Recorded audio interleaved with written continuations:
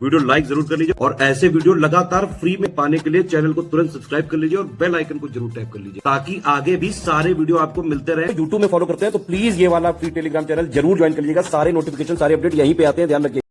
नमस्कार दोस्तों, स्वागत है आपका सी सेट प्रिपरेशन के इस यूट्यूब चैनल पर। दोस्तों, आज की इस वीडियो से हम लोग बात करेंगे रीजनिंग फॉर ऑल एग्जाम।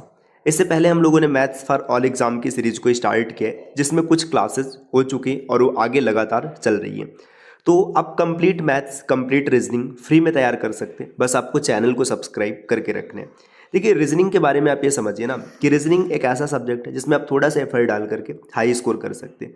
इसमें कुछ ऐसे चुनिंदा टॉपिक हैं जिनको एक बार अगर आपने कंट्रोल कर लिया, आपने चीज़ों को समझ लिया, तो चीज़ें काफ़ी आसान हो जाएंगी। ऑल एग्ज़ाम का तात्पर्य पता है क्या है? कोई भी एग्ज़ाम है, चाहे आप एसएससी एग्ज़ाम की प्रिपरेशन कर रहे हैं या फिर आपने बैंक को टारगेट किया है या फिर रेलवे का एग्ज़ाम है। अभी हाल ही में जो यूपीएसआई का फॉर्म भरा गया, यूपीएसआई का एग्ज़ाम है, यूपी पुलिस कांस्टेबल वाली वैकेंसी आने वाली है, आरओ में जो रीजनिंग आता है, मतलब कोई भी एग्ज़ाम है, आप एक बार यहाँ से चीज़ों को सीख लीजिए, पूरे रीजनिंग को आप आराम से कर पाएंगे। तो चलिए, सबसे पहले तो सिलेबस समझते हैं कि सिलेबस क्या है। देखिए, अगर आप ओवरऑल कैलकुलेट करेंगे एसएससी, बैंकिंग, इन सब चीज़ों में रीजनिंग के कुल आपको 40 से 42 चैप्टर देखने के लिए मिलते हैं। अप्रॉक्सीमेट 42 चैप्टर होते हैं। तो क्या 42 चैप्टर हमको पूरा पढ़ना है? जी नहीं, इसमें ना कुछ चैप्टर्स ऐसे होते हैं जो एक दूसरे से कनेक्टेड होते हैं। तो यहाँ पे मैं कुछ इंपॉर्टेंट चैप्टर्स के बारे में बता रहा हूँ, जिसको अगर आपने सही से समझ लिया, आप उसकी समझ डेवलप कर गए, तो कई ऐसे चैप्टर्स हैं ना कि जो डायरेक्ट आप इन्हीं कॉन्सेप्ट से कर पाएंगे, फिर आपको एक्स्ट्रा पढ़ने की आवश्यकता नहीं पड़ेगी। जैसे देखिए, कोडिंग डिकोडिंग। कोडिंग डिकोडिंग की बात करें तो इसमें कई प्रकार के कोडिंग आते हैं। जैसे सबसे पहले लेटर कोडिंग आते हैं। तो लेटर कोडिंग में पूरी तरीके से खेल है अल्फ़ाबेट्स का। जैसे ए टू जेड जो है, इसकी place value, reverse place value, opposite letter, ये सब चीज़ें है ना। अगर आपने एक बार इसको क्लियर कर लिया, जैसे ए का अपोजिट होता है जेड, बी का होता है वाई, सी का होता है एक्स, डी का होता है डब्ल्यू।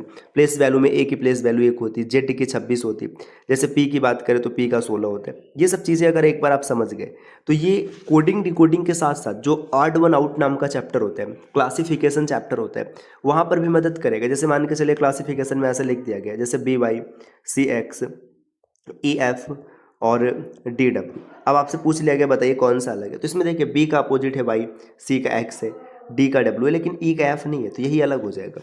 तो ऑड वन आउट कह लीजिए, क्लासिफिकेशन कह लीजिए, यहाँ पर मदद करेगा। अब कोडिंग डिकोडिंग में जो दूसरा आएगा है ना, दूसरा होता है इसमें नंबर कोडिंग, है ना। अब नंबर कोडिंग का मतलब है नंबर को नंबर से कोड करेगा, तो ये चीज़ भी। इसके अलावा तीसरा जो होता है, इसमें दोनों मिक्स रहता है। फिर चाइनीज़ कोडिंग आता है, न्यू पैटर्न कोडिंग होते हैं। तो अगर एक बार आपने कोडिंग डिकोडिंग को गहराई से समझ लिया, इसके कॉन्सेप्ट आ गए, इसमें जो चीज़ें अप्लाई होती है वो समझ में आ गया, तो कई चैप्टर जैसे ऑड वन आउट हो गया, क्लासिफिकेशन हो गया, जो मैट्रिक्स वाले चैप्टर्स होते हैं, ये सब यहीं से बन जाएंगे। कुछ अलग नहीं होता है, सब कॉन्सेप्ट वही होते हैं। इसके बाद नंबर सीरीज़ की बात करें तो नंबर सीरीज़ में क्या होता है, 2 तरीके के नंबर सीरीज़ आते हैं। एक होता है मिसिंग नंबर सीरीज़ और एक होता है रॉन्ग नंबर सीरीज़। देखिए, मिसिंग नंबर सीरीज अपेक्षाकृत आसान होता है। आसान कहने का तात्पर्य, जैसे मैंने नंबर लिख दिया 2, 4, फिर आगे यहाँ पे क्वेश्चन मार्क है, फिर यहाँ पे लिखा है 8, तो इसमें भरना है। जैसे 2 के बाद 4 हो गया, 4 के बाद 6, 6 के बाद 8, तो ये मिसिंग हो जाएगा। रॉन्ग में क्या होता है, ऐसे लिखा रहेगा 2, 4, 5 और 8। अब यहाँ पे एक नंबर गलत है, अब कौन सा गलत है ये आपको सेलेक्ट करना पड़ेगा। तो यहाँ पर थोड़ा सा आपको दिमाग लगाने की आवश्यकता होती है। लेकिन एक बार अगर आप नंबर सीरीज के कॉन्सेप्ट को भी सीख जाएंगे, तो यही ऑड वन आउट हो गया, क्लासिफिकेशन हो गया। क्लासिफिकेशन में जैसे मैंने नंबर लिख दिया, मैंने लिखा है 42, ठीक, मैंने लिखा है 51, मैंने लिखा है 33 और यहाँ पे मैंने लिख दिया 52। अब मैंने पूछा, बताइए इसमें से कौन सा अलग है? तो इसमें कई लॉजिक चल सकते हैं। यहाँ पे एक सिंपल जो मैंने सेट किया है, 4 और 2 6, 5 1 6, 3 और 3 6, 5 2 7, तो ये सबसे अलग हो जाएगा। तो ये एक बार समझ जाएंगे तो ये काफ़ी हद तक रीजनिंग के काफ़ी चैप्टर्स में आपकी मदद करेगा। इसके बाद जैसे क्लॉक, क्लॉक वाले चैप्टर में घड़ी से जुड़े प्रश्न पूछे जाते हैं, कई टाइप के क्वेश्चन होते हैं इसमें। मिरर इमेज, वाटर इमेज, बाकी फॉल्टी क्लॉक, तमाम चीज़ें आती हैं। कैलेंडर की बात करें तो कैलेंडर में डेट्स पूछा जाता है कि जैसे फला डेट को कौन सा दिन होगा, या फिर इसमें डबल डेट वाले क्वेश्चन बन जाते हैं कि इस तारीख को ये दिन था, तो बताइए इस तारीख को कौन सा दिन होगा, ये चीज़ होता है। काउंटिंग ऑफ फिगर में तमाम प्रकार के फिगर्स आते हैं, जैसे नंबर ऑफ लाइंस पूछ लेते हैं, नंबर ऑफ ट्रायंगल्स हो जाते हैं, नंबर ऑफ रेक्टेंगल्स हो जाते हैं, नंबर ऑफ सर्कल हो गया, है ना, ये सब चीज़ें आती हैं। तो ज़्यादातर टाइम पेपर में जो आता है ट्रायंगल और रेक्टेंगल या फिर स्क्वायर भी इसको कह लीजिए, इन्हीं दो से क्वेश्चन बनते हैं, या ट्रायंगल और क्वाड्रिलेटरल कह के चलिए कि चतुर्भुज और त्रिभुज, यही चीज़ें अक्सर पूछी जाती हैं। बेसिक सा कॉन्सेप्ट है, अगर एक बार समझ में आ गया तो चीज़ें आराम से कर पाएंगे। देखिए सिलॉक्स चैप्टर अगर आप पढ़ेंगे तो सिलॉक्स को पढ़ने के लिए आप वेन डायग्राम, ये चैप्टर यहीं से कवर हो जाएगा, क्योंकि पहले वेन डायग्राम बनाएंगे फिर सिलॉक्स पर आएंगे। तो सिलॉक्स को सॉल्व करने के कई तरीके होते हैं, कुछ लोग इसको डायरेक्ट भी कर लेते हैं और कुछ लोग सीधा बनाते हैं। तो हम लोग पहले वेन डायग्राम बनाएंगे, जैसे इसमें लिखा है कि सम ए आर बी, जैसे मान लीजिए यहाँ पे ए हो गया, ये बी हो गया, तो इस तरीके से वेन डायग्राम को भी साथ में कवर करते हुए चलेंगे। तो सिलॉक्स में ही वेन डायग्राम शामिल हो जाएगा, तो इसलिए इसका नाम अलग से नहीं लिखा गया, ठीक। और आगे बढ़ेंगे, देखिए ऑर्डर रैंकिंग है ना, ऑर्डर रैंकिंग हो गया, ऑर्डर रैंकिंग में चीज़ें आती हैं। अच्छा, और यहाँ पे एक टॉपिक छूट रहा है, डायरेक्शन डिस्टेंस, मैंने नाम नहीं लिखा है। तो ऑर्डर रैंकिंग जब पढ़ेंगे ना तो वहीं पर डायरेक्शन डिस्टेंस भी हम लोग पढ़ लेंगे। डायरेक्शन डिस्टेंस कहने का तात्पर्य जिससे ऑर्डर रैंकिंग में क्रम बताया जाएगा, आगे से इतना है, पीछे से इतना है, क्लास में ये सिचुएशन। डायरेक्शन डिस्टेंस में दिशा की बात की जाएगी कि वो इतना आगे जाता है, लेफ्ट में जाता है, फिर राइट में जाता है, ये सब चीज़ें।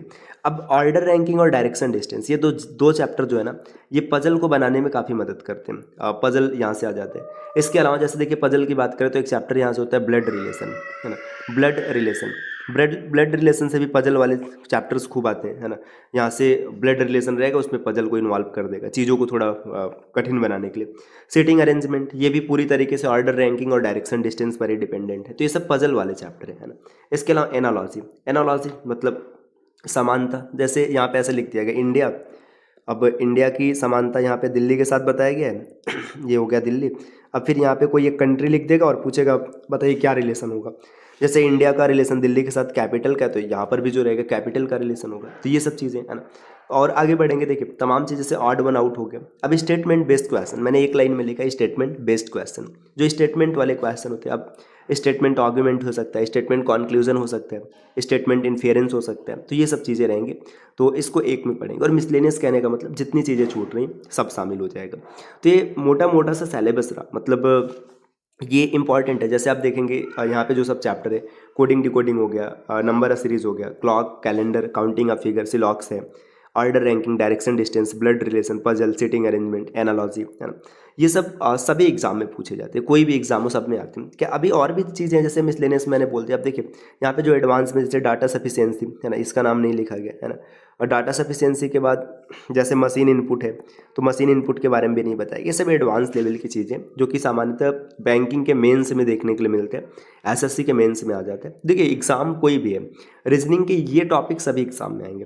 साथियों, अगर आपने यूपी पीसीएस 2026 या फिर आरओ को टारगेट किया, देखिए इलाहाबाद हाई कोर्ट में आरओ की जो वैकेंसी जल्दी आपको देखने के लिए मिलेगी, तो आप इसकी कंप्लीट तैयारी कर सकते हैं। जिसके लिए आपको क्या करना है, देखिए आपको प्ले स्टोर से ज्ञान सर एजुकेशन एप्लीकेशन इंस्टॉल करना चाहिए और एप्लीकेशन से इस कोर्स को फॉलो करना चाहिए। प्राइस मात्र 1599 रुपये। कोर्स में आपको जीरो से लेकर के कंप्लीट तैयारी कराई जाएगी, एकदम जीरो लेवल से शुरू किया जाएगा और जितना आवश्यक है पूरा तैयार कराया जाएगा। और इसकी वैलिडिटी है ना एग्ज़ाम तक, इसमें आपको रिकॉर्डेड क्लासेस, पीडीएफ नोट्स सब कुछ मिल जाएगा। तो इसी तरीके से अगर आपने यूपी पीसीएस 2026 को टारगेट किया तो ये कोर्स आपको मिल जाएगा स्टडी फॉर सिविल सर्विसेज के एप्लीकेशन पर।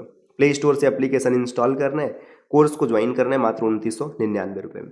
इसमें देखिए एकदम जीरो से लेकर के सिलेक्शन वाली तैयारी होगी, एग्जाम ओरिएंटेड सिलेक्शन मटेरियल मिलेगा आपको, स्मार्ट बोर्ड पर रिकॉर्डेड क्लासेस मिलेंगी, साथ ही साथ अपडेटेड रहेगा, जो लेटेस्ट चीज़ें वो आपको मिलेगी। इसकी भी वैलिडिटी एग्जाम तक रहेगी, जब तक आपका एग्जाम नहीं हो जाता है ये कोर्स आपके लिए वैलिड रहेगा। ये कोर्स आपको मिल जाएगा स्टडी फॉर सिविल सर्विसेज के एप्लीकेशन से, और जो आरओ का कोर्स है वो आपको मिल जाएगा ज्ञान सर एजुकेशन एप्लीकेशन से। आप कोर्स को ज़रूर ज्वाइन कीजिएगा। और हाँ साथियों, जब आप एक बार एप्लीकेशन इंस्टॉल कीजिएगा तो एक 5 स्टार की रेटिंग ज़रूर कीजिएगा, इससे हम लोगों को एक मोटिवेशन मिलता है चीज़ें बेहतर करने का। और अगर आपको किसी भी कोर्स की अतिरिक्त जानकारी प्राप्त करनी है तो नीचे स्क्रीन पे जो नंबर दिख रहे हैं, आप इनमें से किसी भी नंबर पर कॉल या फिर व्हाट्सएप कर कोर्स की जानकारी ले सकते हैं। तो मिलते हैं आपसे नेक्स्ट वीडियो में, तब तक के लिए नमस्कार।